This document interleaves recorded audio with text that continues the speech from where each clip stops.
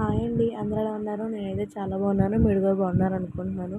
ఎండాకాలం వచ్చేసింది కాబట్టి పచ్చళ్ళు ఎంతమంది పట్టారో కామెంట్ చేసేయండి. మేమైతే టమాటా పచ్చడి పడుతున్నాము.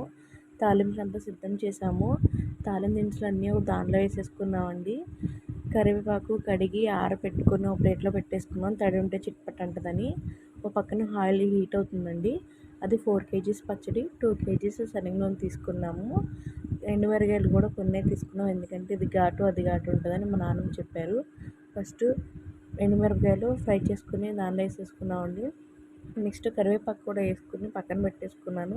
ఆ వీడియో స్కిప్ అయింది. ఎందుకంటే లాస్ట్‌లో వేస్తే మాడిపోతుందని వేసేసామండి. తర్వాత తాలింపు దినుసులు వేసేసాను. అంటే శనగ నూనె కదా అందుకే పొంగొస్తుంది. ఈ ఆయిల్‌లో హీట్ అయిపోయిన తర్వాత అది వేగేసినాక పక్కన పెట్టేసుకోండి. ఆయిల్ చల్లారినాకనే పోయాలి. ఎందుకంటే పొంగొస్తుందని. చల్లారినాక మా అమ్మ పోస్తుంది. చూడండి మీరు కూడా. తర్వాత దానిలోకి అని మా అమ్మ ముదురు ములక్కాయలు కూడా గుచ్చింది. టేస్ట్ చాలా బాగుంటుందండి. మీరు కూడా ఒకసారి ట్రై చేసి ఎలా ఉందో నాకు కామెంట్ చేయండి. లైక్ చేసి సబ్స్క్రైబ్ చేసుకోండి friends. Bye bye. Love you.